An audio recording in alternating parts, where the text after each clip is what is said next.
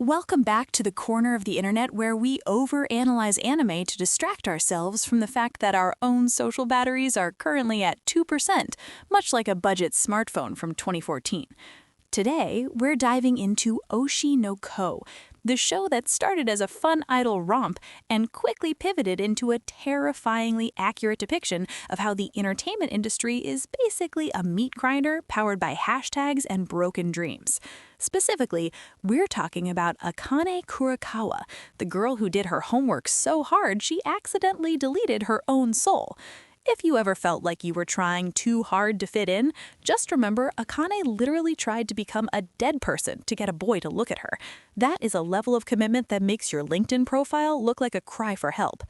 When we first meet Akane, she's presented as the serious one on The Beginning of My Love with a Star. In reality TV speak, serious is code for has no screen time and will likely be the first one the editors throw under the bus for a rating spike.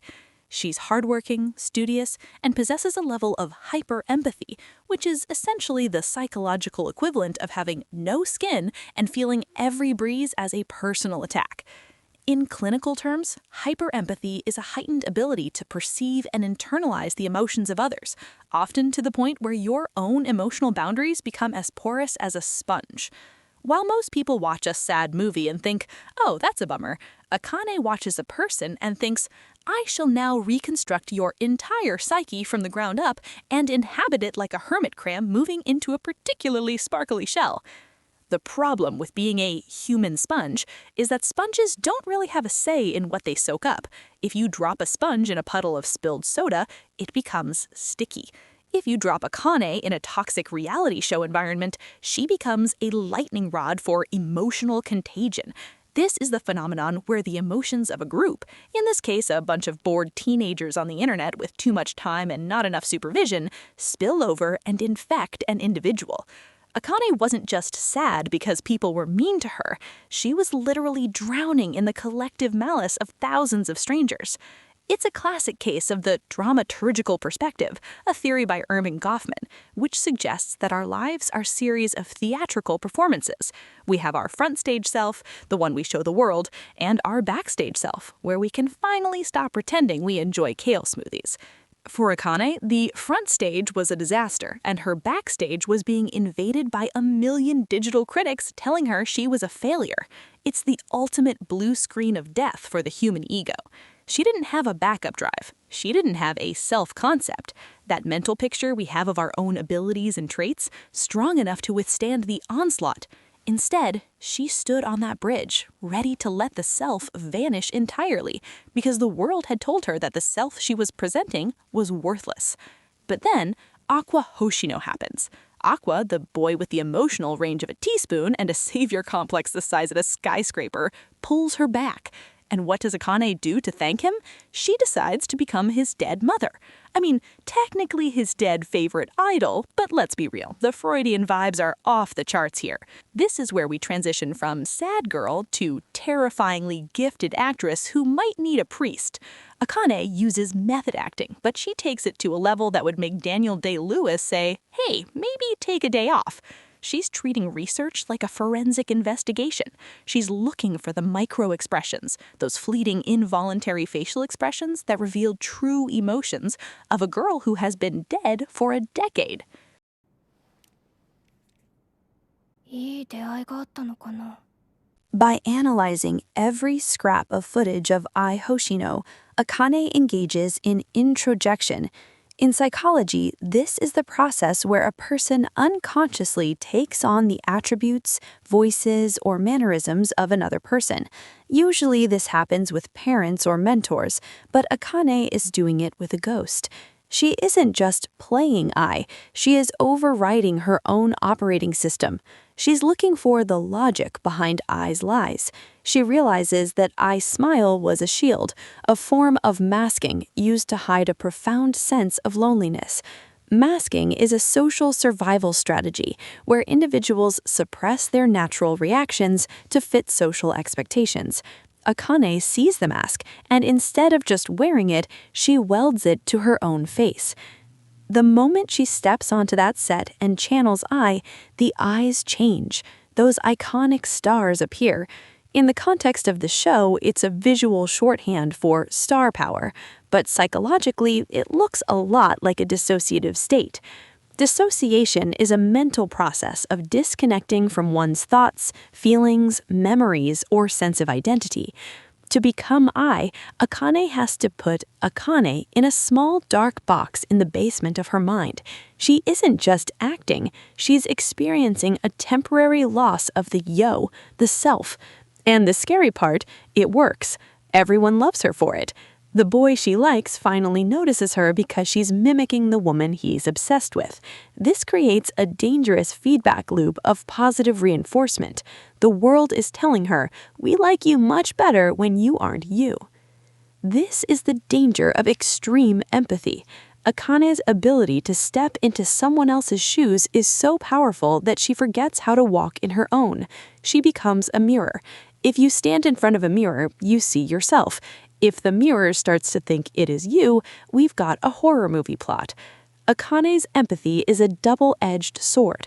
It makes her a genius, but it also makes her a ghost.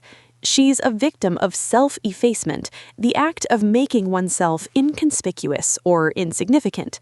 She thinks her value lies only in her utility to others, specifically her ability to be whoever Aqua needs her to be. It's a parasocial interaction taken to the extreme. Usually, this term refers to a one-sided relationship where a fan feels they know a celebrity. Akane has a parasocial relationship with a dead girl, and she's trying to bridge that gap by becoming the bridge herself.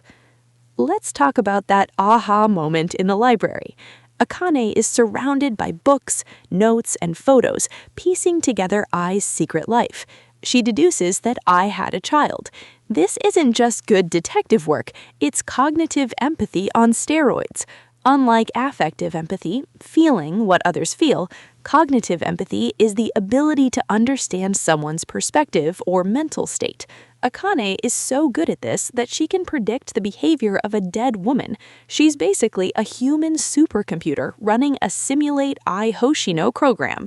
But while she's busy calculating Ai's secret pregnancies, she's completely neglecting her own self-actualization. According to Maslow's hierarchy, self-actualization is the realization of one's full potential. Akane's potential is being hijacked to serve as a puppet for a ghost's legacy. And then there's the relationship with Aqua. Talk about a toxic dyad. A dyad is just a fancy word for a group of two people, but toxic adds that special spice of emotional dysfunction we all know and love. Aqua isn't looking for a girlfriend, he's looking for a tool or a replacement for the hole in his heart. Akane, with her compulsive helping behavior, is more than happy to fill that role. She knows he's using her, but her empathy makes her understand why he's doing it, which leads to a dangerous level of rationalization. She justifies his manipulation because she can feel his pain. Newsflash, just because you understand why someone is stabbing you doesn't mean you should hold the knife for them. 私、アクア君となら、キスだって、エッチだって。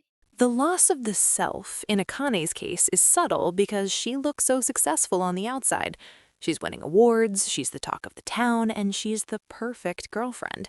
But who is she? If you stripped away the Ai Hoshino mannerisms and the desire to please Aqua, what's left? A girl who likes what?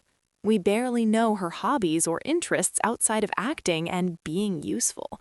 She is the embodiment of the chameleon effect, the non-conscious mimicry of the postures, mannerisms, facial expressions, and other behaviors of one's interaction partners. While most of us do this slightly to build rapport, Akane does it to survive. She's a shapeshifter who has forgotten her original form. In the world of Oshi no Ko, this is framed as her talent, but in the real world, this is a fast track to a massive identity crisis. The yo, the I, the self, requires boundaries. It requires the ability to say, this is where you end and I begin. Akane's boundaries are like the borders in a game of Risk, constantly shifting and being overtaken by whoever has the most dice. Her empathy isn't a bridge, it's a breach in her psychological hole. She's taking water, and instead of patching the hole, she's trying to learn how to be the ocean. So what have we learned from our resident genius-stalker-identity thief? Primarily that being too understanding is a great way to end up as a supporting character in your own life. Akane is a cautionary tale about the cost of excellence. To be the best, she sacrificed the only thing that actually belonged to her, her individuality. She's a reminder that empathy without boundaries is just self-destruction with a nicer name. It's okay to understand people. It's okay to feel for them. But if you start seeing stars in your own eyes just because you think that's what someone else wants to see, it's time to step off the stage and go find a hobby that doesn't involve psychological profiling. Maybe try pottery.